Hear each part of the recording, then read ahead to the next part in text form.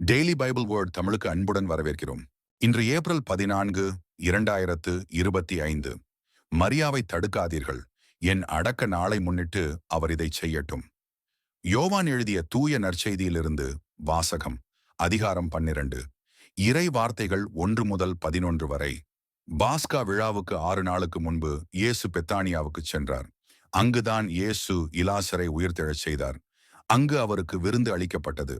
Martha உணவு பரிமாறினார். இயேசுவோடு பந்தியில் அமர்ந்திருந்தவர்களுடன் இலாசரும் இருந்தார். மரியா இலாமிச்சை என்னும் கலப்பற்ற விலை உயர்ந்த நறுமண தைலம் ஏறக்குறைய 320 கிராம் கொண்டு வந்து இயேசுவின் காலடிகளில் பூசி அதனை தமது கூந்தலால் துடைத்தார். தைலத்தின் நறுமணம் வீடெங்கும் கமழ்ந்தது. இயேசுவின் சீடருள் ஒருவனும் அவரை காட்டிக் கொடுக்க இருந்தவனுமான யூதாசு இஸ்காரியோத்து கமழ்ந்தது. இந்த தைலத்தை 300 தெனாரியத்துக்கு விற்று அப்பணத்தை ஏழைகளுக்கு கொடுத்திருக்க கூடாதா என்று கேட்டான். ஏழைகள் பால் கொண்டிருந்த அக்கறையினால் அல்ல, மாறாக அவன் ஒரு திருடனாய் இருந்ததால் தான் இப்படி கேட்டான்.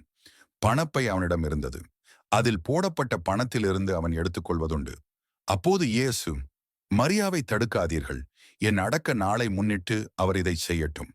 ஏழைகள் உங்களோடு என்றும் இருக்கிறார்கள், ஆனால் நான் உங்களோடு என்றும் இருக்கப் போவதில்லை என்றார். இயேசு அங்கு இருப்பதை அறிந்த யூதர்கள் பெருந்திரளாய் வந்தார்கள். அவர்கள் இயேசுவை முன்னிட்டு மட்டுமல்ல, அவர் உயிர்த்தெழச் செய்திருந்த இலாசரை காண்பதற்காகவும் வந்தார்கள். ஆதலால் தலைமை குருக்கள் இலாசரையும் கொன்றுவிட திட்டமிட்டார்கள்.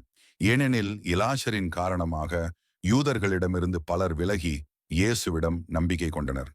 ஆண்டவரின் அருள்வாக்கு. இறைவா உமக்கு நன்றி. தினசரி நற்செய்தி வார்த்தைகளுக்கு daily Bible words Tamil channel subscribe பண்ணுங்க. இந்த வீடியோவை லைக் செய்யவும், ஆமேன் என்ற வார்த்தையை பதிவு செய்யவும் மற்றும் உங்கள் நண்பர்கள் மற்றும் குடும்பத்தினருடன் பகிர்ந்து கொள்ளுங்கள். கடவுள் உங்களை ஆசீர்வதிப்பாராக. ஆமேன்.